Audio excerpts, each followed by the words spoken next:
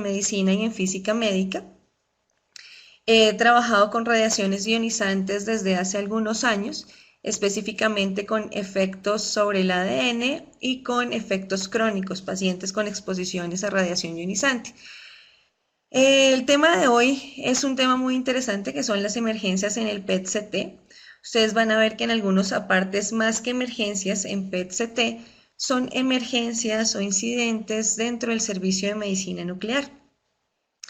Si van teniendo alguna pregunta, la pueden ir escribiendo por el chat, aunque me gustaría hacer la presentación inicialmente y que al final pudiera leer las preguntas y darles la contestación si tengo la respuesta. Si no, pues lo investigamos y todos aprenderemos de eso.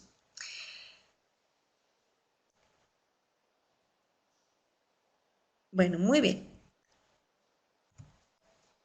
Entonces, cómo se conforma esta charla? ¿Cuál es el contenido de esta charla?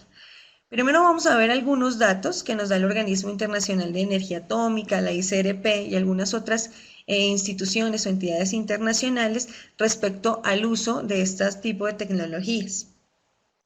Vamos a hablar de qué es el PET-CT, nos vamos a contextualizar para qué sirve, cómo se usa, cuáles son los radionúcleos implicados en este tipo de herramienta imagenológica y diagnóstica, cómo se previenen los accidentes. Adicionalmente vamos a aclarar qué es la exposición versus qué es una contaminación. Vamos a ver cuáles pueden ser los riesgos de unas instalaciones de medicina nuclear, cuáles pueden ser los tipos de emergencia y cuáles son las actividades o las acciones que vamos a hacer en caso de emergencia.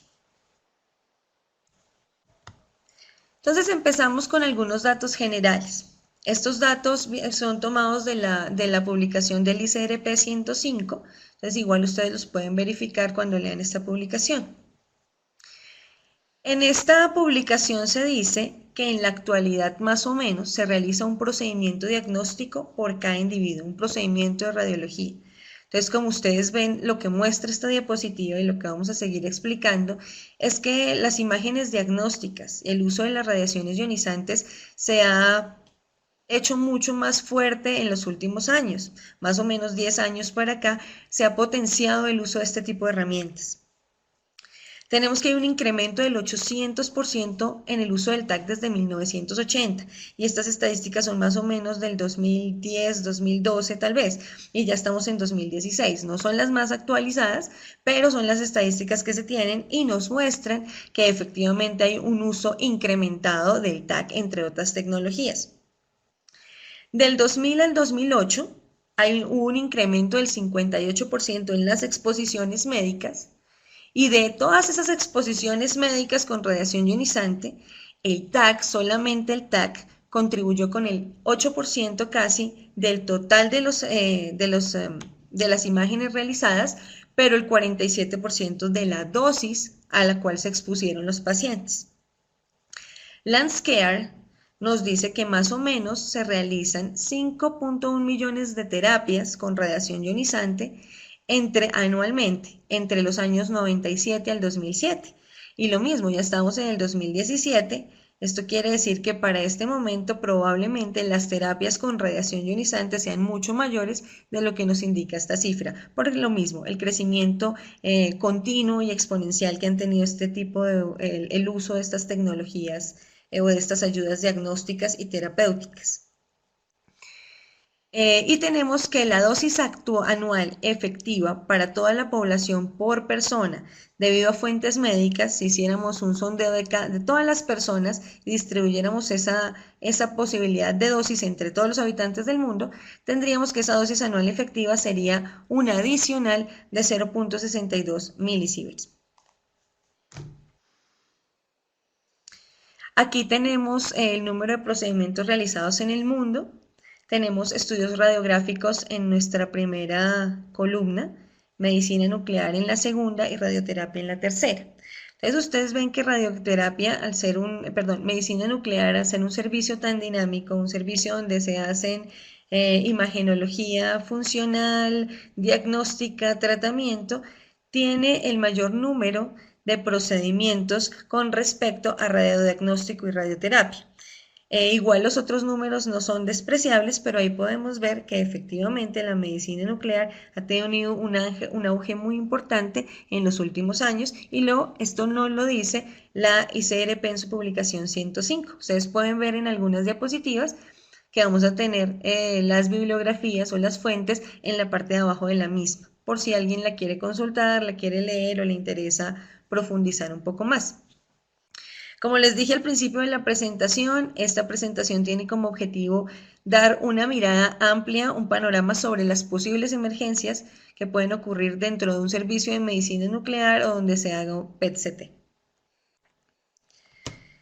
Bueno, y entrando en materia, entonces, ¿qué es el PET-CT? Entonces, el PET-CT es una ayuda diagnóstica que nos permite combinar la tomografía por emisión de positrones más la tomografía.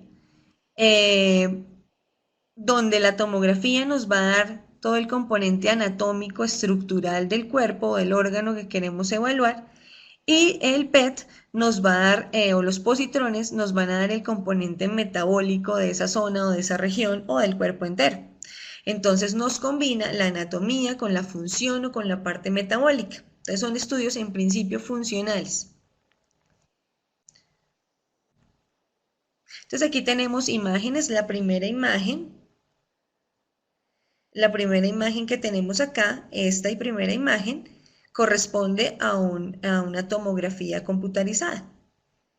La segunda imagen corresponde a una imagen solamente con positrones y la tercera imagen es la unión de las dos primeras. Entonces, como ustedes pueden observar, la primera imagen es anatómica, es un TAC convencional, donde me muestra la posición de los órganos, su anatomía, su forma, su estructura. La segunda me está mostrando la distribución de una molécula específica que tiene una función específica y me va a mostrar la función de esa molécula o el recorrido de esa molécula o los puntos de captación de esa molécula en el cuerpo de acuerdo a unas condiciones fisiológicas o funcionales. Y en la última, ya yo tengo una imagen consolidada de las dos cosas donde esa funcionalidad se me une con la estructura y yo puedo saber dónde está el daño, dónde está la lesión, dónde está la hipercaptación. Y pues esto es una ayuda diagnóstica que ha revolucionado realmente el mundo de la medicina moderna. Entonces, en ese orden de ideas, ¿para qué usamos el PET? Entonces, como decía antes, ha tenido un impacto en la imagenología médica por la información que nos puede ofrecer a los clínicos o a nosotros como médicos. Es una herramienta que ofrece costo-beneficio, aunque aún todavía el PET-CT es una imagen costosa. El costo que tiene versus el beneficio que ofrece al paciente y la orientación de la clínica y del tratamiento, pues son muy altas porque permite hacer diagnóstico temprano y determinar el estadio de enfermedades malignas como el cáncer. Entonces, en estadios muy tempranos, cuando hay masas tumorales muy pequeñas, es posible a través de un PET-CT detectarlos. Igualmente para monitorización de tratamiento. Entonces, yo ya tengo diagnosticado un cáncer, ya sé qué voy a hacer con él. Ahora, entonces, durante el tratamiento, a través del PET-CT, puedo ver la evolución de ese tumor respecto al tratamiento instaurado. Control de recurrencias, entonces sabemos que el PET-CT se ha utilizado mucho para el seguimiento, para la visualización de metástasis. Entonces ya es posible, cosa que no teníamos antes, visualizar esas metástasis, esas lesiones a distancia, lesiones pulmonares o lesiones en otros puntos de la anatomía, en estadios muy tempranos donde está empezando hasta ahora la metástasis, por lo cual me garantiza también un tratamiento temprano, por lo menos un tratamiento paliativo mucho mejor para ese tipo de patologías. Control de recurrencia, igual, si ya tenemos un cáncer tratado que aparentemente desaparece con los exámenes seriados o con los controles a través de PET-CT, entonces podemos hacer control de recurrencia. Aplicaciones en enfermedad coronaria, entonces en enfermedad cardíaca a través de las pruebas de estrés se puede mirar cuál es la funcionalidad y la movilidad del miocardio, del músculo cardíaco. También se ha utilizado en neurología y en psiquiatría para evaluación de demencia, síndrome convulsivo, movimientos anormales, entre otras patologías. Básicamente, digamos que los usos que se les han dado, los usos más grandes, incluso aquí en nuestro país, es a nivel de oncología y de enfermedad coronaria y cardiología.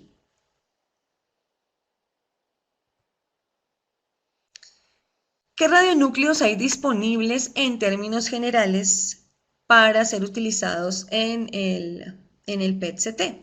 Entonces, como vemos aquí en nuestra primera columna, en esta primera columna tenemos los radionúcleos encabezados por el flúor 18, tenemos la vida media, la cantidad de positrones que emiten esas moléculas, su energía y dónde se producen, qué necesitamos para producirlas. Entonces, lo que más utilizamos, lo que más tenemos en nuestro medio en Colombia, en otros países, pues desconozco cómo estén en la parte de PET-CT, pero supongo que es algo similar, porque es el que más se usa en general a nivel mundial, es el flúor 18, que tiene una vida media de 110 minutos, una emisión de positrones del 97%, una energía de 0.63 MeV y se produce a través del ciclotrón. Y tenemos otros como el carbono 11, el nitrógeno, el oxígeno 15 o el rubidio 82. Solo a manera, digamos, de ejemplos.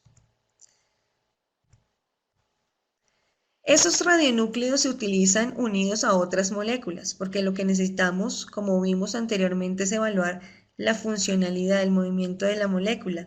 Entonces, necesitamos que se pegue a algo, que sea su vehículo, y lo lleve, y ese vehículo lo dirija por ciertas rutas metabólicas. Entonces, de los más usados, de los más conocidos, el FDG, la fluorodeoxiglucosa, F18-deoxideglucosa, también conocido, bueno, como su nombre químico. Pero también este flúor, por ejemplo, se puede unir a otras moléculas dependiendo de lo que se quisiera evaluar o analizar. Entonces, unido a la dopa, unido al uracilo, a la tirosina, el carbono unido a la timidina, la metionina, en fin. Entonces, lo podemos utilizar unido a neurotransmisores como el dopa o unido a moléculas, ácidos nucleicos como la adenosina, a hormonas como la tirosina. Entonces podemos tener, digamos, esas diferentes posibilidades para evaluar la funcionalidad de diferentes órganos o diferentes tejidos.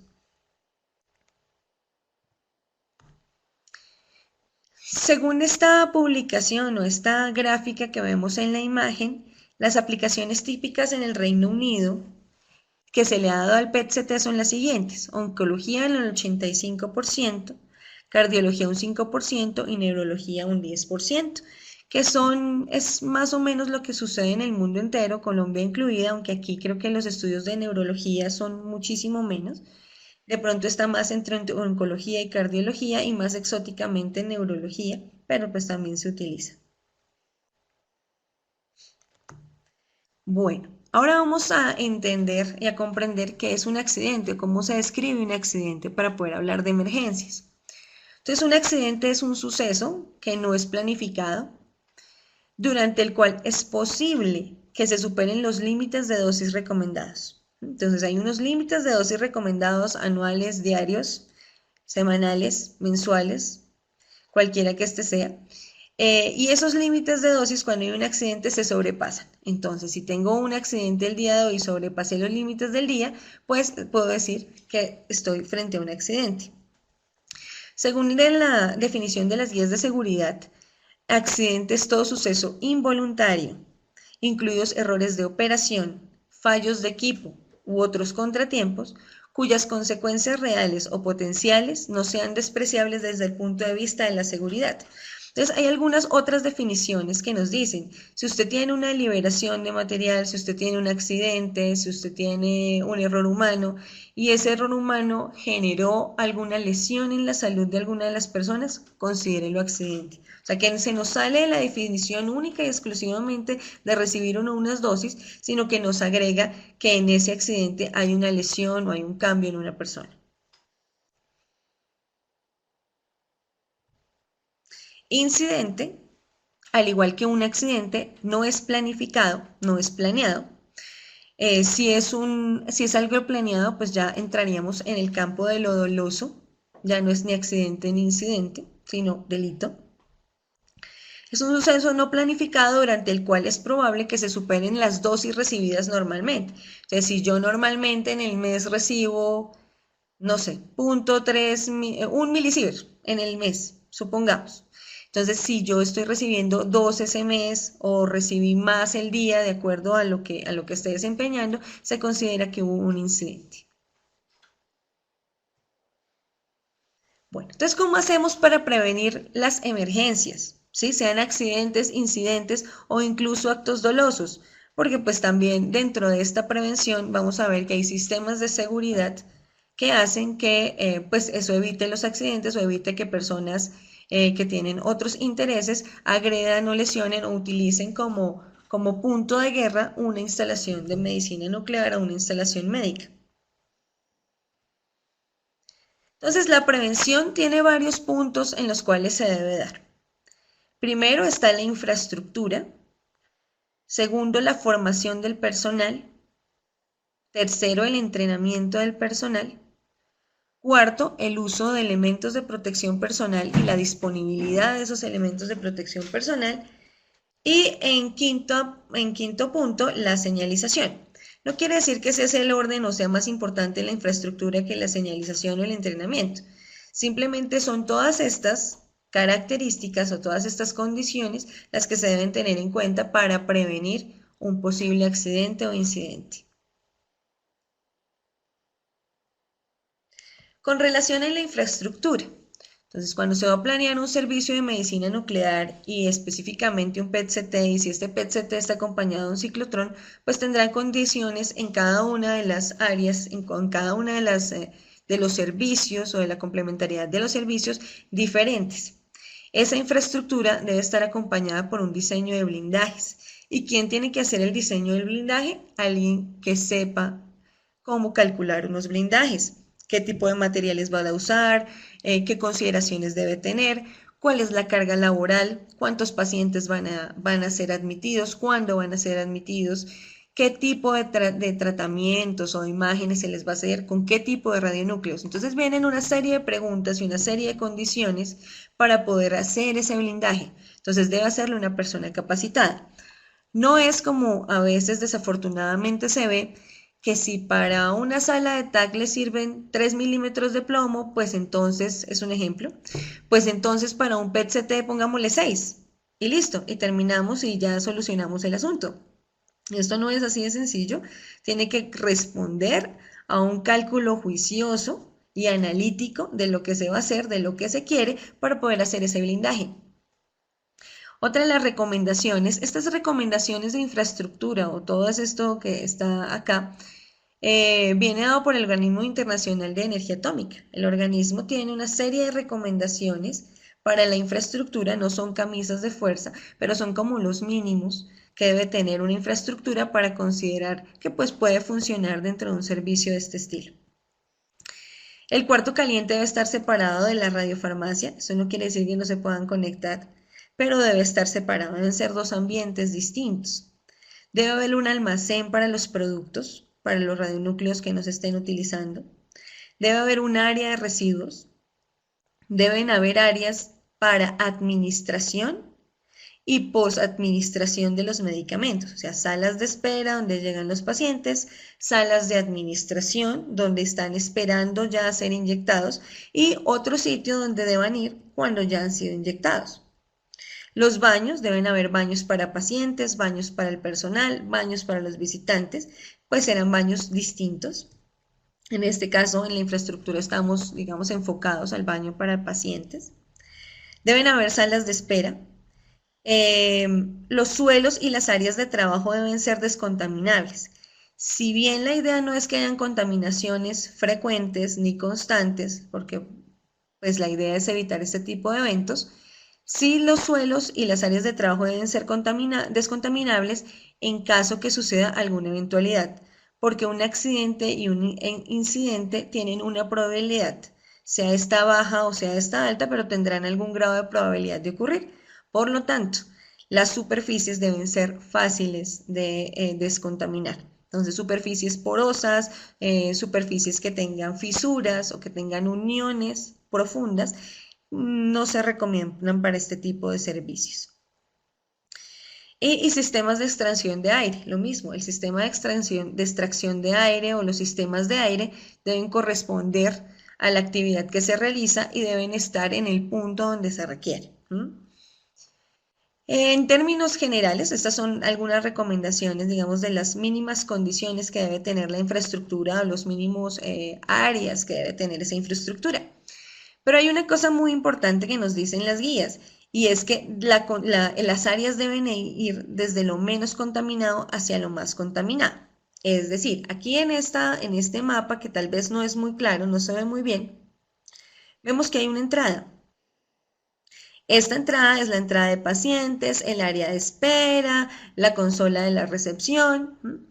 Acá pueden haber unos baños. Aquí ya empiezan las áreas contaminadas, las áreas de espera, las áreas de inyección de pacientes, las áreas, por ejemplo, de la gamma cámara. Entonces nos dicen que vamos desde lo no contaminado hacia lo más contaminado, de tal manera que la gente, los pacientes, los trabajadores salgan por el área que en principio podría ser la más contaminada. Y no al contrario, si vamos de mayor contaminación a menor contaminación, hay la probabilidad de llevar material y contaminar áreas que no deben estar contaminadas. Esto es por el arreglo de la infraestructura. No quiere decir que se tenga contaminación real, sino que hay más riesgo de contaminación. Entonces sería más correcto decir que la infraestructura debe ir desde las áreas de menor riesgo de contaminación hacia las áreas de mayor riesgo de contaminación. Entonces lo que decíamos, como hay áreas y hay posibilidades de un accidente, de un incidente, hay áreas de contaminación, entonces debemos tener en nuestras instalaciones lavaojos, duchas, lavamanos, pisos y áreas que sean lavables, fácilmente descontaminables. Este tal vez no es el mejor ejemplo, pero aquí sí podemos ver que esta pared se une con la otra y hay una serie de fisuras. Estas fisuras lo que permiten es que el material se concentre ahí y sea difícil de descontaminarlo, difícil de quitarlo. Por eso las paredes deben ser continuas, los pisos deben ser continuos con las paredes. La idea no es el uso de baldosas, sino pisos de ambiente hospitalario que son fácilmente de descontaminar, y no solamente por la presencia de materiales radioactivos o peligrosos, sino además por el tema de asepsia de los hospitales. Deben ser áreas limpias donde no haya riesgo de infección o el riesgo de infección para los pacientes pues sea menor. Tenemos también aquí, como lo ven, la presencia de duchas. Entonces, estas duchas, estas áreas es por si hay alguna contaminación y necesitamos pues bañar al paciente. Hace pocos días en alguna actividad, que no sé si algunos de los asistentes a este webinar asistió aquí en Bogotá, una charla sobre PET-CT. Entonces hablaban que ahora las duchas de muchos de los PET-CTs modernos o son inexistentes, ¿sí? De las áreas de PET-CT o de medicina nuclear, o son inexistentes, ya no se hacen las duchas, o está la ducha pero no hay áreas de contención del líquido que se va derramando. Esto tiene unas cosas a favor y otras cosas en contra. En contra está que si hay que eliminar una contaminación de una persona, el agua contaminada pues se va a esparcir por los pisos y por las áreas y por las paredes, entonces la labor de descontaminación pues va a ser más difícil porque tengo que contaminar mucho más objetos, mucho más cosas por las salpicaduras que pueden ocurrir hacia lado y lado del chorro del agua.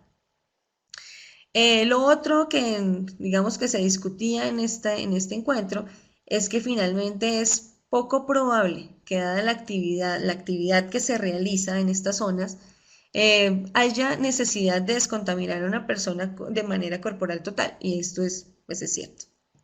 Entonces, pues hay sus pros y sus contras, y habrá que ver en cada uno de los servicios si se necesita o no realmente la presencia de la ducha o si se puede tener en otro servicio sin que aumente la contaminación, sin que interrumpa el trabajo de otras áreas. Entonces es un asunto como para analizar. Bueno, entonces en medicina nuclear y particularmente en PET-CT hay varias ventajas respecto a las emergencias. Y es que se usan fuentes radioactivas no encapsuladas, generalmente en estado líquido, también se utilizan algunas sólidas. que tienen una ventaja y es que son de vida media corta, o sea, rápidamente yo voy a tener el decaimiento de la sustancia. Además, se utilizan cantidades pequeñas, ¿sí? Solo en algunos puntos se utilizan actividades de la sustancia y cantidades de pronto un poco mayores. Eso hace que los riesgos estén enfocados a ciertos puntos, a ciertas actividades y a ciertas áreas, y que no tengamos un riesgo generalizado en todo el servicio. Los riesgos en cuanto a la radiación son riesgos de irradiación externa y de contaminación. Es importante que los servicios de medicina nuclear o cualquier otro servicio que maneje material radioactivo tenga un manual de protección radiológica, que los trabajadores lo conozcan y tenga un programa de garantía de la calidad y que los trabajadores lo conozcan. De tal manera que en todo momento del desarrollo de su trabajo van a actuar de acuerdo a los procedimientos más adecuados que se acuerden dentro de esos manuales o dentro de ese programa de garantía de la calidad. Adicionalmente, y hablando de emergencias, tendrán que tener un protocolo, unos procedimientos de emergencia que todos conozcan, porque si no hay procedimientos de emergencia, cuando las emergencias ocurren, pues nadie sabe qué hacer. La contaminación en medicina nuclear puede producirse sobre superficies de trabajo, en los suelos, en los equipos, en los materiales o incluso en las ropas de trabajo y en las personas. Entonces, que llevaban un vial en la mano y se resbalaron, se cayeron, se rompió, se les cayó de la mano el vial. Todo ese tipo de cosas son posibles que pasen, no solamente con material radiactivo, sino con muchas otras cosas en un hospital y en cualquier trabajo. Entonces, son cosas que pueden suceder, pero es importante que el personal sepa, listo, si yo me caigo, si se me cae el frasco de la mano, ¿qué es lo que debo hacer? ¿O qué es lo que no debo hacer en ese momento? La contaminación que se dé en los objetos o en el suelo o en las superficies puede ser fija o desprendible. Es decir, que esté muy adherida al objeto o que fácilmente se desprenda del objeto. Entonces, eso también lo debo tener en consideración cuando hablemos de descontaminación. La dispersión del contaminante o de ese agente está relacionado con la forma física que tiene el contaminante. Entonces, no es lo mismo tener un radionúcleo en polvo que un radionúcleo líquido, que un radionúcleo que tiene una posibilidad de ser volátil a cierta temperatura. Entonces, de acuerdo a eso, pues yo voy a tener una forma de diseminación del contaminante. Si es líquido, probablemente lo tenga en forma física y puedo contaminar diferentes superficies, la ropa, etc. Si es un estado volátil, entonces la posibilidad de ser inhalado y la posibilidad de que, de acuerdo a su peso molecular, de acuerdo a otras variables, se vaya a otras áreas o a otros servicios. Bueno, hablábamos primero entonces de la infraestructura. Entonces, ¿cómo es de importante la infraestructura? Si las condiciones de infraestructura como las hablamos antes no se dan, eso facilita los accidentes. Es decir, si yo no tengo áreas de aplicación de medicamentos, por ejemplo, de todo se ve en todas partes del mundo. Entonces, de pronto no hay áreas de espera separadas de áreas de pre-administración y de post-administración. Entonces, esto lo que hace es que puedan presentarse accidentes, exposiciones innecesarias, que yo tenga de pronto un cuarto lleno de cosas donde tengo que preparar, tengo que almacenar, preparar y adicionalmente tengo los residuos, no sé, cosas de ese estilo que no responden, digamos, a las recomendaciones. Son cosas que pueden permitir o hacer que un accidente o un incidente tengan mayor probabilidad de ocurrencia. La segunda cosa que hablábamos aparte de la infraestructura es la formación del personal. Entonces, la formación hace referencia a los conceptos teóricos que tiene la persona. Entonces, si ustedes son técnicos o si son profesionales, tienen un estudio universitario tecnológico donde les dan unas bases para desarrollar una labor. Entonces, bases son, la radiación es esto, se aplica de tal manera, usted va a tener que hacer esta labor. Esos son los conocimientos teóricos fundamentales y básicos que deben tener para estar en esos servicios. Las otras cosas de formación son las normas de protección, entonces conocer cuáles son las normas dentro de la empresa, cuáles son las normas nacionales y en algunos casos las normas internacionales. ¿Cuál es mi marco normativo? ¿Por dónde me puedo mover? Nuevamente, conocer el reglamento de funcionamiento de mi servicio y el programa de garantía de calidad. Eso hace parte de la formación. Es una información que estoy adquiriendo, que estoy analizando y que estoy aplicando. Y conocer el plan de emergencia, súper importante. Si no hay un plan de emergencia o si hay y no lo conozco, que es básicamente el resultado es el mismo, cuando lleguen las emergencias no se va a saber actuar, no vamos a saber qué hacer, no vamos a saber cómo recoger el derrame, no vamos a saber cómo no contaminar otras áreas. Entonces se debe conocer el plan de emergencia y tanto a los planes como a los reglamentos como a los programas de garantía de calidad no son letra muerta. Me explico, no solamente están ahí para que nadie los lea, sino que adicionalmente son cosas que pueden ser dinámicas. Así como cambia la tecnología, como cambian los usos, como cambian las prácticas, si vemos que algo dentro del plan de emergencia no está funcionando bien, o si lo analizamos y decimos, en una emergencia esto no se podría hacer porque no alcanzamos, porque no es posible, porque no tenemos, lo que sea, entonces tienen que estos planes estar sujetos también al análisis continuo y a la mejora continua para que cuando se requiera ese plan de emergencia o se requiera poner en práctica, no habrá ningún inconveniente y las cosas van a poder hacerse de la mejor manera. La tercera cosa de la que hablábamos para prevenir los accidentes es el entrenamiento. Entonces ya tenemos una formación, pero entonces a veces nos dicen en la universidad, en la escuela, en nuestra tecnológica, mira, esto se hace así y de esta manera, el paso 1, el paso 2, el paso 3 y el paso 4. Tal vez lo hicimos alguna vez, tal vez lo vimos hacer una segunda vez, pero no lo hemos hecho nosotros solos, nosotros mismos. Entonces el entrenamiento es la práctica. El entrenamiento es cuando ya esa teoría la pasamos a la práctica y nos toca aplicarlo a nosotros. Ese es el día a día, es el que hoy inyecto, mañana también, pasado mañana, hoy preparo una sustancia, bueno, en fin, las diferentes cosas que me da la práctica, eso es el entrenamiento. Ese entrenamiento debe estar guiado por unos códigos de buena práctica, o sea, debo hacer las cosas como están indicadas, como se deben hacer. No hay que inventar cosas que no sean necesarias o que sean peligrosas, por decirlo así. Con el entrenamiento se adquiere una destreza. No es lo mismo cuando ustedes empiezan a desarrollar una práctica los primeros días, que ya cuando pasan los días o las semanas o los meses, ya son mucho más hábiles y lo hacen mucho mejor que como lo hacían al principio. Importante, muy importante en el entrenamiento que está en color como naranja o café, son los simulacros de emergencia.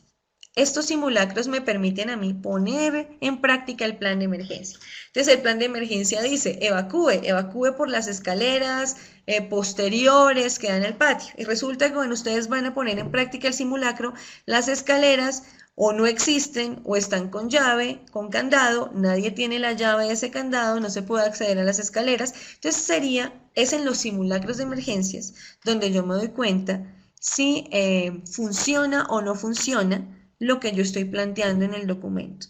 Por eso es muy importante hacer los simulacros, hacer las actividades repetitivas para que en el momento de una emergencia real no hayan dudas, no hayan problemas y se pueda solucionar la emergencia sin afectar a las otras personas o la estructura o incluso la misma persona que va a desarrollar la tarea. Otra de las cosas que habíamos hablado es la señalización y los sistemas de alarma o monitoreo. Esto es importante, las áreas deben estar señalizadas de acuerdo a su riesgo, ¿cierto? De acuerdo al riesgo radiológico en este caso, pero también a otros riesgos, ¿no? Riesgo eléctrico, riesgo químico, bueno, el riesgo que sea debe estar señalizado. En el caso de radiaciones ionizantes, entonces tenemos algunos iconos y colores que nos representan los niveles, las diferentes zonas y nos limitan esas zonas pues para el conocimiento de las personas. ¿Dónde puedo entrar? ¿Dónde debo entrar con precaución? ¿Dónde definitivamente no puedo entrar? Porque hay un riesgo de exposición mayor. Entonces pues aquí tenemos simplemente algunos de los iconos que se pueden utilizar de acuerdo pues al riesgo, si hay, como vemos en la diapositiva, riesgo de irradiación, que se simboliza con unos rayitos saliendo del icono de radiación o con punticos en el caso de que sea un riesgo de contaminación. Entonces, pues dependerá lo que tengamos, dependerá el área de riesgo, utilizaremos uno u otro icono. Igualmente, en el transporte, entonces hay unas etiquetas para los embalajes, para los bultos. Entonces hay unas etiquetas que se deberán diligenciar de manera adecuada para saber cuál es la emisión o cuál es el grado de peligrosidad de ese bulto o de ese embalaje. Como decíamos, entonces señales de alarma, de alarma no es solamente con la radiación, no es solamente los que vimos ahorita, sino que hay otros que son necesarios. Entonces las alarmas contra el fuego, la identificación de los diferentes riesgos, todo esto debe estar y la deben conocer dentro de su manual de emergencias. No sobra decirlo, creo que todos lo saben y es lógico, aunque a veces lo lógico no es lo que necesariamente se cumple. En las áreas donde se manipula material radioactivo, donde se trabaja con este tipo de materiales e incluso pues en un área hospitalaria donde tenemos que tener unas condiciones de asepsia y antisepsia muy importantes, no se debe fumar dentro de las instalaciones, no se puede beber o comer en esas áreas y por supuesto no maquillarse, no ponerse un poquito de labial, porque aparte de que estas sustancias pueden contaminar el área, también puede pasar al contrario, que materiales que estén en el área contaminen la sustancia y de manera accidental se termine ingiriendo una sustancia indeseada. Entonces, lo que les digo, a pesar de que esto suena un poco lógico, que esto no se debe hacer, no falta quienes no les parece que sea tan importante y eventualmente incurren en hacerlo. Entonces, aumentan los riesgos de su exposición. Y finalmente son los elementos de protección personal. Entonces debemos tener elementos de protección personal adecuados de acuerdo a la tarea que realizamos. En el caso de radiación ionizante, debemos tener en cuenta cuál es la exposición, cuál es la tarea que realizamos, si me conviene o no, si me blinda o no, si es adecuado o no utilizar chaleco, utilizar cuello, utilizar guantes plomados, o lo único que tengo que utilizar es guantes de látex, o lo que tengo que blindar es la jeringa. Todo ese tipo de cosas responden a unos análisis que hará el radiofísico o el físico médico de las instituciones o el oficial de protección radiológica, quien indicará cuáles son los elementos de protección personal que son los adecuados e indicados a ser utilizados y en qué momento se deben utilizar.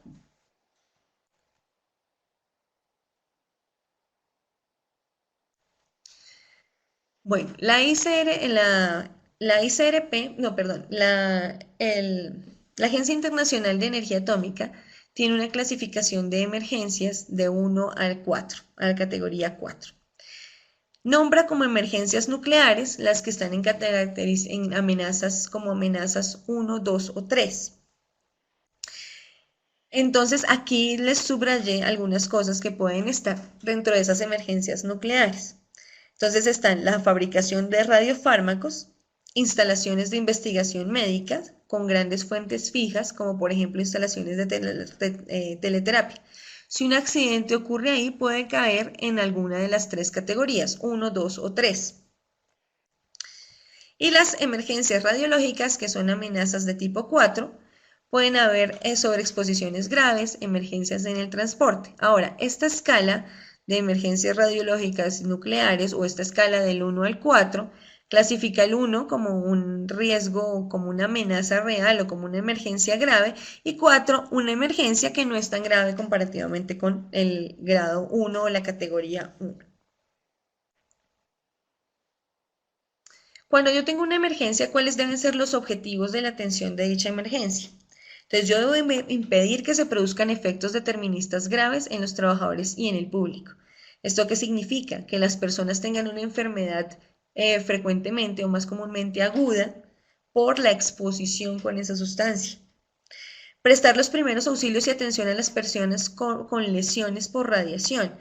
Yo diría que más con lesiones por radiación sería más bien lesiones que le amenacen la vida. Es decir, que se esté quemando, que esté con una herida grave. Esas lesiones son las que primero hay que prestarles mucha más atención, más que a la irradiación. Ahora, si el evento solamente implica la exposición a radiación, pues se brindarán los primeros auxilios a las personas con lesiones por radiación. Ahora, cabe recordar que las lesiones por radiación, por ejemplo, las quemaduras en piel por radiación, no son evidentes de manera inmediata. Son lesiones que, dependiendo la dosis, pueden aparecer desde el tercer día hasta los 15 días, los 20 días, como digo, dependiendo de la dosis. Entonces, no es como una quemadura química que tan pronto el químico hace contacto con la piel, aparece la lesión. Estas lesiones se van a demorar en aparecer. Por eso, prestar primeros auxilios en personas con lesiones de radiación, pues no es tan cierto. Limitar en la medida de lo posible los efectos no radiológicos en las personas y la población. Entonces, hay una cosa que a veces sucede en este tipo de emergencias y es que todo el mundo se centra en los riesgos radiológicos y se les olvidan los riesgos estructurales o los riesgos físicos. Entonces, habrá que sopesar los unos sobre los otros y evitar que las personas tengan otro tipo de lesiones, lesiones físicas o heridas, quemaduras nuevamente, eh, posteriores a un evento que involucra un material radioactivo. Esto para recordar, hablamos de 3 situaciones de exposición, las planeadas, las de emergencia y las existentes.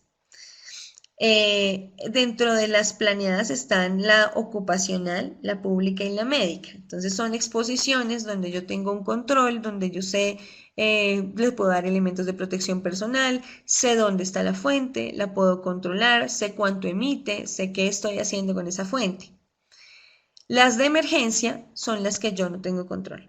Son sucesos que, como ya vimos, pueden ser accidentes o incidentes, en los cuales yo no tengo el control absoluto de la situación, puedo incluso saber o no, conocer o no, eh, saber o no, conocer o no cuál fue el radionúclido, cuál fue la situación que causó el accidente.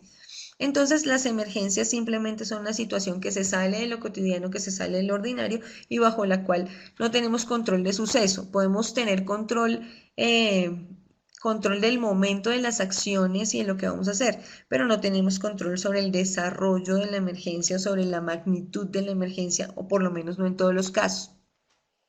Y las existentes pues hacen referencia a vivir en la Tierra, las exposiciones provenientes del espacio, las provenientes de la Tierra, las provenientes del cuerpo. Entonces pues hay una exposición que, como ya sabemos, hace parte de ese background y hace parte de la exposición a la que estamos todos, a la exposición en la que todos estamos el día a día, en el día a día. Entonces ya dijimos, los objetivos son prevenir efectos deterministas, pero limitar también la probabilidad de efectos estocásticos o efectos a largo plazo, o efectos probabilísticos a largo plazo. ¿De quiénes? De los pacientes, de los trabajadores, de los familiares y del público, de todas las personas que están involucradas en nuestro ambiente intrahospitalario. En la charla de hoy que estamos hablando sobre PET-CT y medicina nuclear. Entonces, de todos ellos vamos a tener que prevenir esos efectos o evitar consecuencias sobre cada una de estas áreas. No solamente sobre los trabajadores o sobre nuestros compañeros, sino que se debe involucrar a todas las personas que posiblemente están en un área de este estilo. Habíamos dicho que vamos a discutir un poco, vamos a hablar o vamos a aclarar para de pronto las personas que no estén tan familiarizadas con estos términos, qué es exposición y qué es contaminación. Entonces, la exposición hace referencia más a la irradiación, digámoslo así. O yo puedo tener una exposición por irradiación o por contaminación. La irradiación es cuando llega la energía únicamente a hacer contacto con el organismo, con el cuerpo, con una persona. Esa es la irradiación. La contaminación es cuando el material radioactivo, sea este sólido, sea este líquido, o incluso en vapores o en gas, hace contacto directamente o está presente en la superficie de la persona o en el interior de la persona. Si está en la superficie de la persona, entiéndase la piel, pues será una contaminación externa. Si este ha sido inhalado, ingerido o se ha ingresado por alguna herida o por algún punto o por una inyección, será una contaminación interna.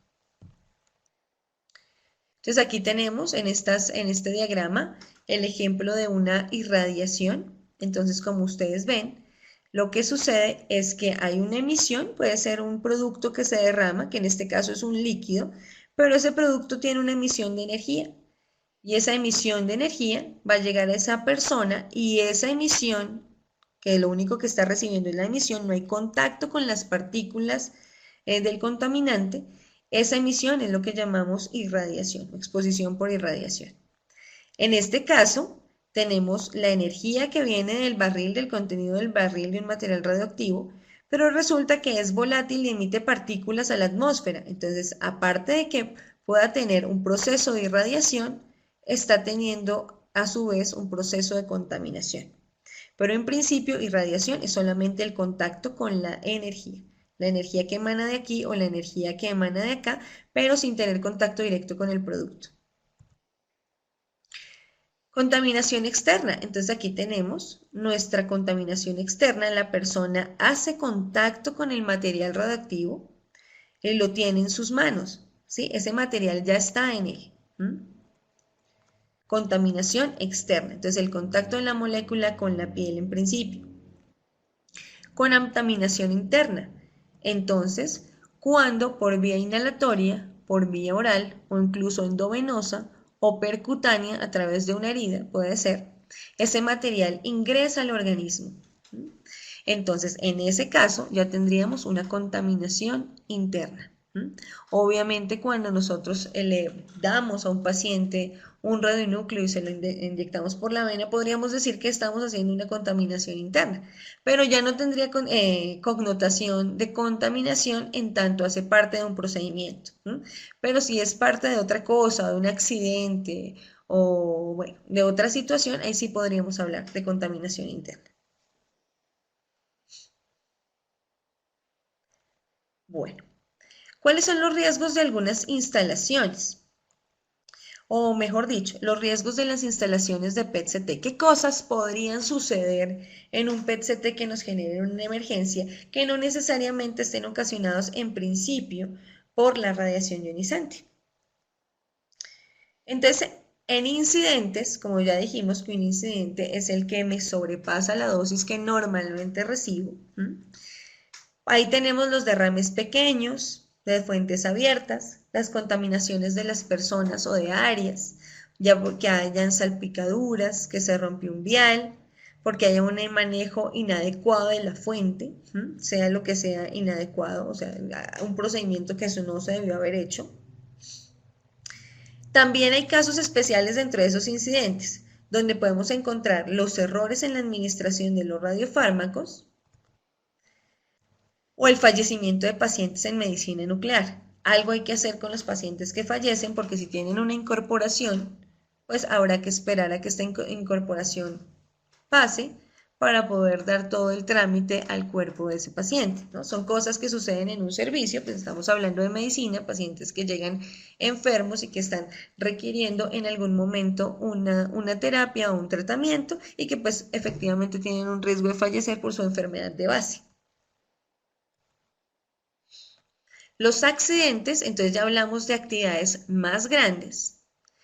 Puede haber, por ejemplo, un inadecuado funcionamiento de los equipos, de la instalación, de incluso de las mediciones. Deterioro o ruptura de los generadores. Incendios, robos, inundaciones, sismos, explosiones. Entonces, este tipo de cosas que no son necesariamente originados en la instalación en principio o originados en la función de la instalación en principio, pueden generar un accidente. Pues no son solamente los derrames y las cosas que hacemos dentro de nuestra instalación o dentro de nuestro servicio, sino adicionalmente cosas que pueden suceder ya sea por accidentes naturales o porque hay un cortocircuito o porque llovió mucho y hay una inundación. Que sea de paso dicho, pues en este momento aquí está lloviendo un poco. Si en algún momento llego a tener problemas con el internet, voy a suspender la cámara para que solo escuchen mi voz, ¿no? No ha pasado hasta el momento, creo que tenemos muy buena conectividad, pero por si llega a pasar, iniciaré por suspender la cámara por si algo pasa, porque hemos tenido un invierno un poco fuerte y eso ha afectado las telecomunicaciones, pero pues esperamos que todo nos salga muy bien. Bien, entonces, ¿qué tengo que hacer cuando hay una emergencia? ¿Cuáles son los principios básicos de actuación? Entonces, mis procedimientos, lo primero que tengo que tener en cuenta para construir esos procedimientos o para actuar es que los procedimientos sean simples pero efectivos. No cosas muy complicadas que la gente olvide o que la gente no entienda, sino cosas simples que sirvan para avanzar en la emergencia o que sirvan para que la emergencia no progrese a mayores o para evitar que las personas se vean lesionadas por la emergencia. Esos procedimientos simples y efectivos deben ser claros, concisos y deben estar predeterminados. Por eso les decía, yo primero hago mi manual, mi plan de emergencia, lo leemos, lo miramos, lo analizamos, decimos si funciona o no funciona.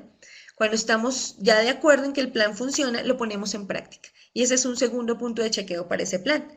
Entonces lo ponemos en práctica y decimos, no, mire, es que esa puerta no sirve, no funciona, no se puede abrir, el martillo no está donde debe estar, eh, los botiquines no se encuentran, eh, los gabinetes contra incendio son inexistentes, o bueno, no sé, 20 cosas que puede uno encontrar, o 10, o 1, o 5, y que le está demostrando en la práctica que hay que mejorar dentro de ese plan o hay que mejorar en las instalaciones. Esos procedimientos deben estar basados en el conocimiento actual y la experiencia en emergencias radiológicas. Lo que yo les digo aquí no es palabra sagrada y adicionalmente esto es dinámico. Entonces hay muchas cosas de las cuales no se tiene experiencia y en PET-CT esa es una de las cosas, que no se tiene experiencia porque no ha habido incidentes o accidentes mayores o graves en instalaciones de PET-CT. Entonces, como partimos de la evidencia científica y partimos del conocimiento actual, entonces lo que hacemos es tomar una serie de recomendaciones de emergencias y plantearlas bajo los posibles riesgos de un PET-CT. Pero no necesariamente eso pueda funcionar o no en un momento real de emergencia. Entonces, a medida que se van teniendo experiencias, que esperamos tampoco que sean muchas, esos procedimientos van a ir cambiando y ese conocimiento, esa experiencia va a hacer que en emergencias posteriores se trabaje mejor. Es importante, y creo que lo habíamos mencionado de manera muy somera, que en las emergencias radiológicas el riesgo de la radiación es menor que otros riesgos convencionales. Entiéndase como riesgo convencional el fuego, los agentes químicos, vapores de esos agentes químicos, los riesgos físicos, las heridas, los heridos. Entonces, esas otras cosas dentro de las emergencias ofrecen más riesgo que el riesgo que realmente me ofrece la radiación durante una contaminación, durante una exposición. Probablemente sea menor. Eh, por eso, la protección de los equipos críticos, o sea, si yo veo fuego y el fuego está cerca del, no sé, del ciclotrón, cerca del PET-CT, cerca del cuarto caliente, pues lo que yo primero debo hacer es tratar de que el fuego no llegue allá. Pero pues obviamente sin ir a exponer la vida. Una vez se estabiliza la situación no radiológica, es decir, tenemos una emergencia, un sismo, por ejemplo, estabilizamos la emergencia, hemos evacuado, volvemos a la instalación, entonces debemos evaluar qué pasó posterior a esa emergencia y ahora sí, como consecuencia de esa emergencia, qué pasó con mi área donde tengo almacenados los radionúcleos o los residuos o el cuarto caliente o el área de atención de pacientes y voy a tomar medidas para mitigar los posibles efectos que devengan de esas consecuencias del riesgo convencional. ¿Qué actividades generales? Entonces, siempre que yo esté en el servicio, debo tener conocimiento, al menos el supervisor, la persona encargada, debe haber un encargado, de qué personal llegó a trabajar hoy y qué no, con qué personal estamos trabajando hoy y con cuál no. Adicionalmente, en el plan de emergencia y para los casos de emergencia, obviamente, el personal que trabaja debe tener una función dentro de ese plan de emergencia. Entonces, unos estarán a cargo de asegurar el cuarto caliente, otros estarán a cargo de, no sé, los extintores si los saben utilizar, otros estarán a cargo de la evacuación, otros estarán a cargo de prender, encender la alarma. Estas son cosas que deben quedar estipuladas en el plan de emergencia y que quien esté encargado de esa función la conozca y la haya practicado. Ese plan de emergencia interno, entonces como les decía, va a detallar las medidas y responsabilidades de cada trabajador, que en últimas van a llevar a mitigar las consecuencias, a proteger al personal de la instalación. Adicionalmente, esas otras actividades serán notificar qué sucedió, cómo sucedió, si hubo una liberación de material radioactivo, por ejemplo, y notificarlo a los organismos de control. A otros harán la evaluación inicial del evento y otros evaluarán las consecuencias. Pero todos debemos saber qué tenemos que hacer durante la emergencia y posterior a la emergencia.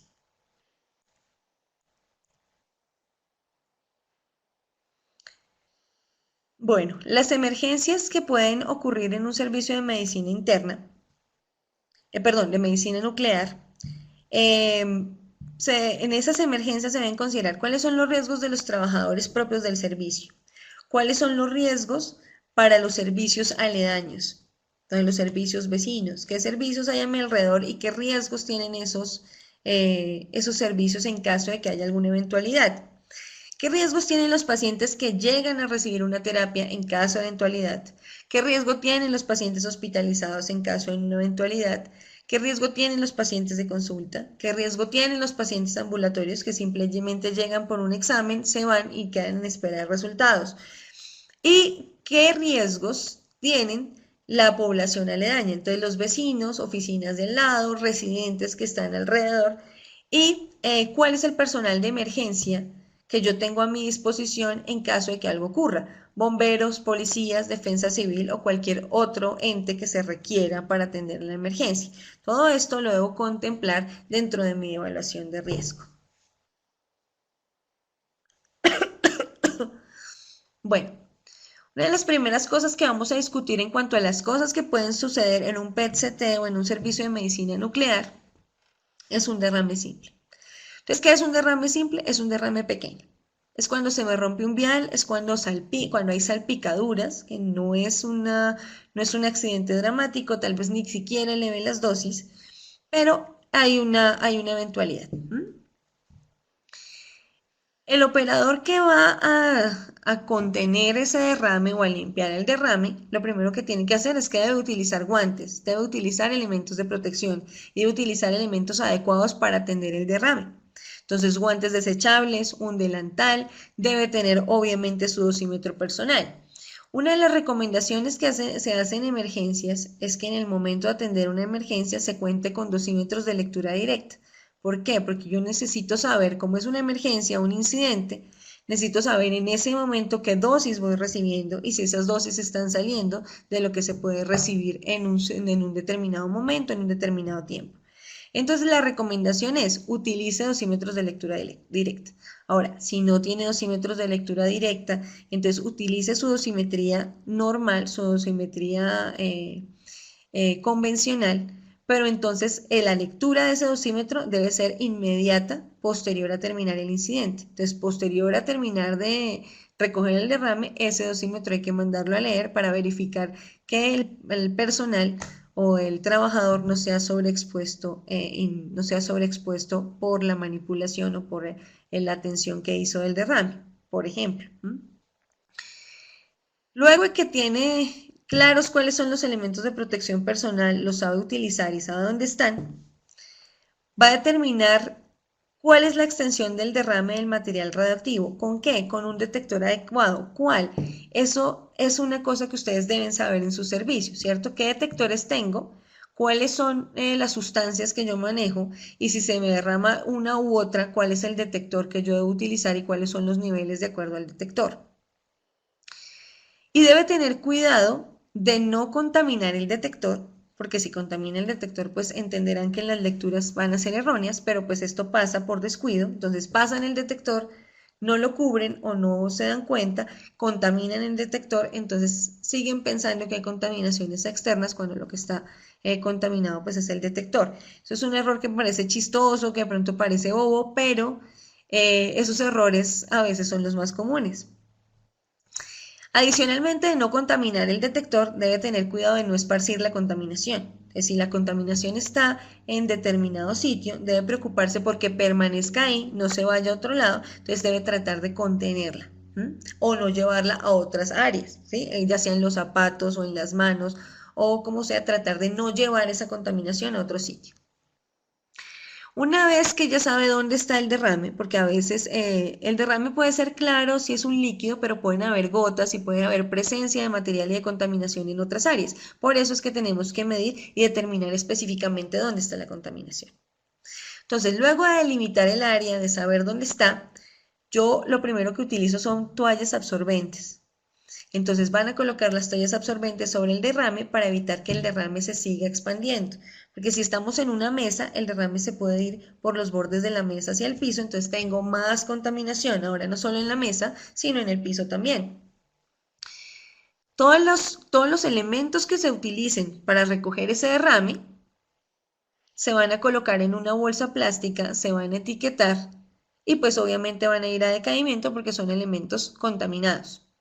La bolsa puede ser plástica transparente, se recomienda que sea doble. Lo importante es que ustedes puedan ver qué hay en la bolsa y la etiqueten muy bien, ¿sí? De qué, en qué momento fue, qué radionúclido es, qué actividad le midieron, si es que la pueden medir o si la saben. Entonces, eso es lo que se necesita colocar en esa bolsa plástica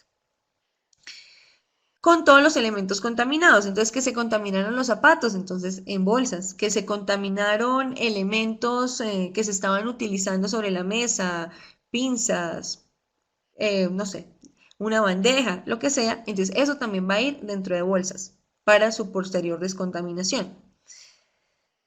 Luego de que yo coloqué toallitas para que empiecen a absorber el derrame, entonces voy a quitar esas toallitas, las coloco dentro de la bolsa que designé como mi bolsa de residuos y luego voy a pasar otras toallas u otro o papel, puede ser incluso gasas, desde la periferia hacia el centro. Entonces voy a ir limpiando de afuera hacia adentro.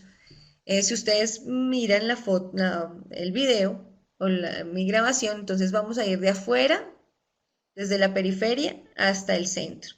Y esa es la manera en la que vamos a limpiar. Ir de la periferia hacia el centro no es simplemente hacer esto, ¿sí? Sino es de afuera, vamos sistemáticamente de afuera hacia adentro. Esa es la forma de limpiar correctamente. ¿Con qué limpio después de haber utilizado las toallitas? Lo puedo hacer con alcohol o con jabón. Estamos hablando de superficies, entonces no tengo ningún problema y vuelvo y mido. Después de que ya hice la limpieza, vuelvo y mido y veo cómo quedó la superficie. Si yo no tengo mucha idea de cómo utilizar el detector o no estoy seguro de las mediciones que me da o no estoy seguro si utilicé el detector que es, entonces hay una forma muy gruesa de hacer esta evaluación y es compararlo con el nivel de fondo, con la radiación de fondo. Entonces yo voy a medir antes de entrar el detector a la zona contaminada, voy a medirla, que alguien mida la cantidad de radiación afuera del área y me diga cuánto es el fondo que se está midiendo en el servicio. Luego yo lo comparo con mi área contaminada y luego lo vuelvo a comparar cuando ya he hecho las labores de limpieza. Si este nivel es por lo menos 3 veces el nivel del fondo, yo puedo parar ahí las labores de descontaminación y está bien, no pasa nada. Digamos que 3 veces el nivel del fondo es un nivel adecuado. Entonces es una medida gruesa, no es la mejor medida, pero es una medida, digamos, rápida para actuar en caso de emergencia, para actuar cuando se tienen derrames.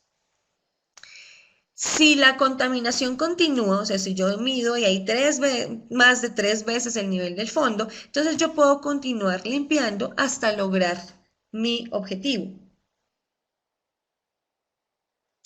Ese valor de 3 veces el nivel del fondo son valores de emergencia, de actuación en emergencia. No son, por eso les digo que es una medida gruesa para evaluar la contaminación. No es como a veces dicen, no, que sean 400 becquerelios, que ese es un valor que se utiliza mucho. Lo que pasa es que ese valor debe responder a la eficiencia que tienen los detectores y debe responder a que lo hace pues un físico médico o lo hace un radiofísico o una persona que conoce su detector, conoce la eficiencia y sabe qué tipo de radionúclido es.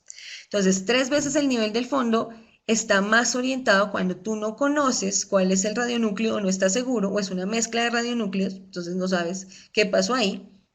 Entonces haces una limpieza primera y lo comparas con el fondo. Entonces ese valor sale de guías de emergencia para atender eventos radiológicos. Esa es una pregunta que nos hace Diana, por eso hice la aclaración. Listo. En caso de continuar la contaminación, entonces lo mismo, siguen haciendo la limpieza. En caso de que a pesar de hacer la limpieza no se logre descontaminar el sitio, pues lo clausuran, esperan a que decaiga y pues ya cuando tengan mejores valores de actividad, pues entonces pueden entrar. Cuando yo termino, los residuos se deben medir. Yo debo medir esos residuos cuánto tienen y anotarlo en el etiquetado, en el rotulado de mi bolsa de residuos y determinar si se almacenan para decaimiento o si es posible botarlos incluso en ese mismo momento. Normalmente van a decaimiento.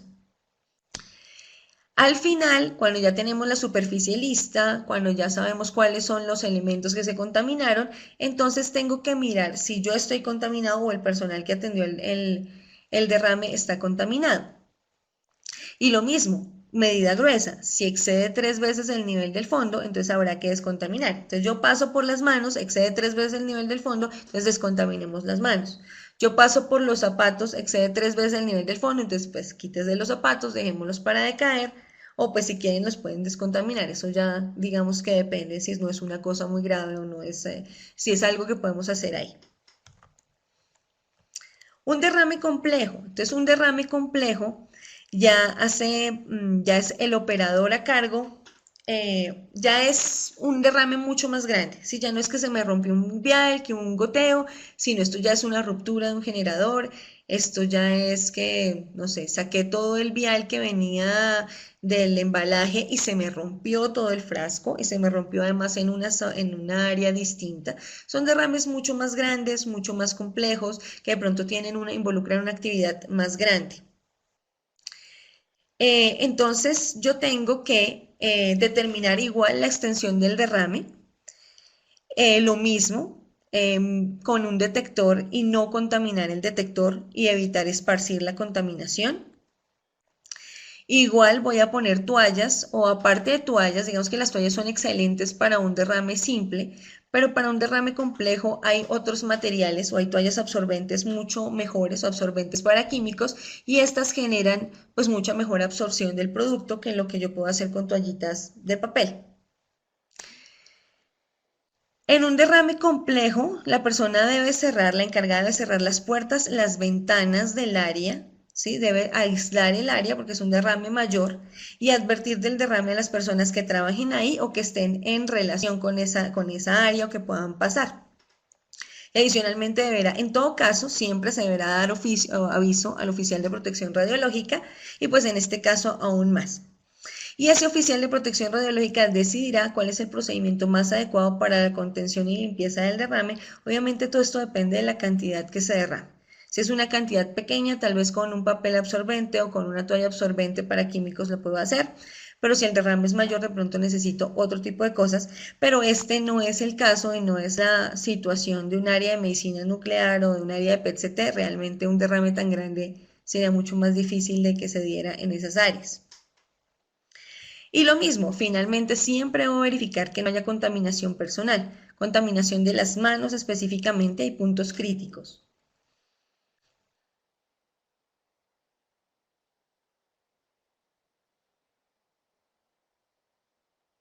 Bueno, muy bien. Vuelvo y reitero, Ana Carolina nos hace una pregunta. Sí, en algunos lugares se colocan 5 microsievert hora y eso es correcto. De hecho, si ustedes miran algunos manuales del organismo, lo dice.